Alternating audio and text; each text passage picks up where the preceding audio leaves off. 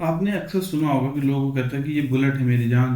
तो royal Enfield का जो भोकाल और उसकी जो भड़कीली आवाज है, माचो पर्सनालिटी, वो सबसे अलग इस ब्रांड को बनाती है। चाहे हम लॉन्ग राइड्स की बात करें, टूरिंग की बात करें या माउंटेन बाइकिंग, रॉयल एनफील्ड का नाम जरूर आता है। और शायद इसी वजह से है कि अगर मिड साइज बाइक, कोई भी इंसान मिड साइज बाइक लेना चाहता है तो उनकी लिस्ट में रॉयल एनफील्ड जरूर होती है।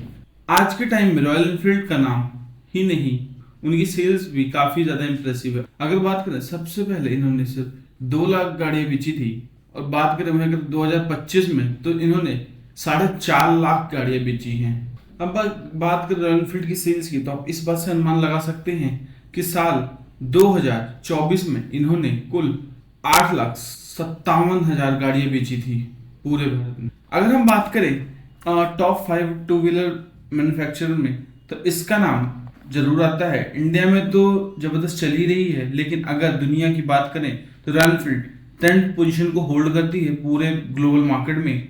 In terms of two wheeler global market की सेल्स की अगर हम बात करें, तो इंडिया के अलावा royal Enfield UK, US, Thailand, Australia और मिडिल ईस्ट के कुछ कंट्रीज में भी रॉयल एनफील्ड बिकती है। पर ये तो इसकी चमकती हुई साइड है, लेकिन एक डार्क साइड भी है, जहां एक टाइम पर ये दुनिया की oldest two wheeler manufacturing company करीबन दिवालिया होने वाली थी, और फिर आइसर मॉडर्न रॉयल एनफील्ड को बचाया। अगर आपको ये जर्नी जाननी है कि from downfall to global revival कैसे बनी ये कंपनी, तो ये वीडियो आपके लिए ही है। साथ ही आप सभी से एक रिक्वेस्ट है, इस चैनल को सब्सक्राइब करके बेल आइकन को दबाना मत भूलिएगा, ताकि ऐसे इंटरेस्टिंग वीडियो मिलते रहे आपको और मुझे और वीडियोस बनाने का मोटिवेशन मिले। चलिए अब शुरू करते हैं। रॉयल एनफील्ड की इस जर्नी की शुरुआत होती है साल 1891 में। इंग्लैंड के दो लोगों ने एक निडल मैन्युफैक्चरिंग कंपनी की शुरुआत की, जिनका नाम था एल्बर्ट एडी और बॉब वॉकर स्मिथ। दोनों लोगों ने मिलकर एडी मैन्युफैक्चरिंग नामक एक कंपनी की स्थापना की। कुछ साल बाद उन्हें एक ऑर्डर मिला रॉयल आर्म फैक्ट्री से, जहां उन्हें साइकिल्स बनाने थे, और फिर वहीं से नाम आया रॉयल एनफील्ड। और इसी की टैगलाइन भी थी, मेड लाइक अ गन।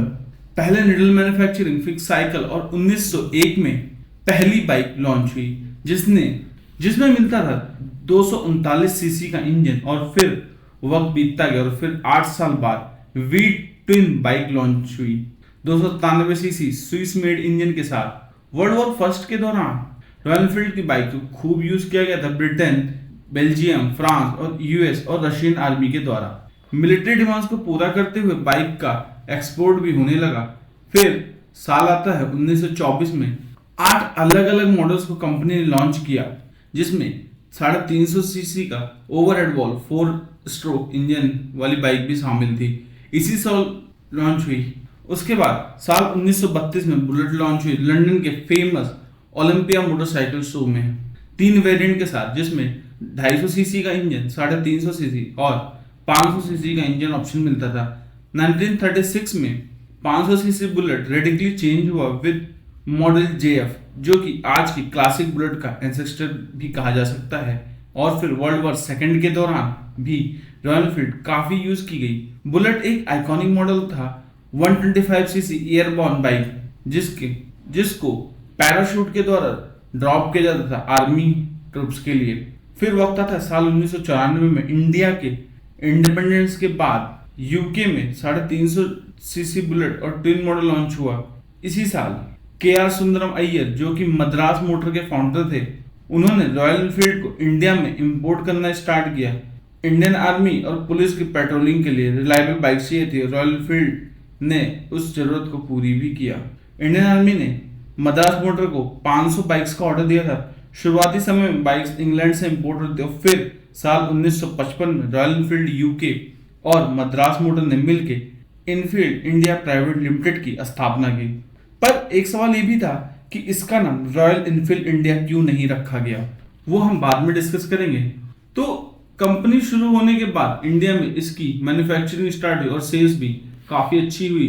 कुछ साल तक रॉयल एनफील्ड काफी पॉपुलर थी, इंडिया की पहली बाइक मैन्युफैक्चरिंग कंपनी थी। लेकिन साल 1960 के बाद जावा, यजदी और 1983 में यामा की आइकॉनिक राजदूत यामा आरडी 350 ने जमकर कंपटीशन दिया रॉयल एनफील्ड को। फिर भी रॉयल एनफील्ड का क्रेज मार्केट में बना रहा, लेकिन यूके के ऑपरेशंस के दिवालिया होने की वजह से साल 1970 में यूके का जो ऑपरेशन था वो पूरी तरीके से दिवालिया हो गया और कंपनी बंद हो गई। लेकिन इंडिया में प्रोडक्ट ठीक था, लेकिन जो सक्सेस का मेन रीजन था वो ये था कि विदेशी ब्रांड अवेलेबल नहीं थे इंडिया में और ना ही कंपटीशन था। लेकिन जैसे जैसे वक्त बदला क्वालिटी गिरती गई और फिर साल 1991 में इकोनॉमिकल लिबरलाइजेशन के बाद कंपटीशन आया, क्योंकि उस टाइम पे लिबरलाइजेशन के बाद बाहरी कंपनियों को इंडिया में आने के लिए मौका दिया गया था। तब Royal Enfield almost sale competition को बीट नहीं कर पाया, उसकी जो कंपनी की जो हालात थे वो ऑलमोस्ट बैंकरप्सी के ऊपर आ गई। तब आइसर मोटर ने रॉयल एनफील्ड को बचाने के लिए रॉयल एनफील्ड को एक्वायर कर लिया और यूके में ट्रेडमार्क के लिए लॉ सूट डाला। लॉ सूट जीतने के बाद इसका नाम बदलकर royal Enfield India private limited रखा गया। लेकिन समस्याएं यहाँ खत्म नहीं हुई। साल 1999 तक कंपनी को परमानेंट बंद करने की बातचीत चली थी। पूरा प्लान था कि कंपनी को परमानेंटली बंद कर दिया जाता है, पर तभी एंट्री होती है आइसर ग्रुप के ऑनर विक्रम लाल जी के बेटे सिद्धार्थ लाल जी की, जिन्होंने कंपनी को रिवाइव करने का फैसला किया और साल 2000 में सीईओ बने इस कंपनी के और रॉयल एनफील्ड को दोबारा से उठाया। सिद्धार्थ लाल जी ने पर्सनली प्रोडक्ट को समझा, लेके पहाड़ों पे निकले, वहां पे राइड किया और कस्टमर फीडबैक को लेकर के जो भी दिक्कतें थी इस प्रोडक्ट में उसको सुधार किया। इसके गियर शिफ्टर को लेफ्ट साइड शिफ्ट किया राइट साइड से, ताकि राइडिंग कंफर्टेबल हो। कास्ट आयरन इंजन जो कि काफी ज्यादा गर्म होता था उसको बदलकर एल्युमिनियम का बनाया, जिससे ओवरऑल गाड़ी की वेट कम हुआ और माइलेज बढ़ी। साथ ही गाड़ी की रिलायबिलिटी को भी इंप्रूवमेंट मिली। फिर इलेक्ट्रिक स्टार्टर जिसको हम सेल्फ स्टार्ट भी कहते हैं उसको ऐड किया, क्योंकि मैनुअल किक सबको पसंद नहीं थी। फिर कंपनी ने इमोशन बेचना शुरू किया, ना कि बाइकें। सिद्धार्थ ने कहा पहले लगता था ये बाइक मेरे अंकल के लिए है, मेरे लिए नहीं। धीरे धीरे इस विचारधारा में बदलाव हुआ। रॉयल एनफील्ड ने हेलमेट, जैकेट, एसेसरीज के साथ शोरूम को भी काफी ज्यादा स्टाइलिश बनाया और रॉयल एनफील्ड एक लाइफस्टाइल ब्रांड बन गया। एक राइडिंग कम्युनिटी बनी जहां पर हजारों बाइकर्स मिलते थे, ट्रिप प्लान करते थे, आइकॉनिक डेस्टिनेशन पे रॉयल एनफील्ड को लेके जाते थे। इसके साथ सिद्धार्थ लाल ने रॉयल एनफील्ड की कायाकल्प भी पूरी बदल डाली। तो ये थी आज की वीडियो। अगर आपको वीडियो पसंद आया हो तो चैनल को सब्सक्राइब करें। मैं ऐसे ही डिटेल वीडियो आपके लिए लाता रहूंगा। अगला वीडियो आप कौन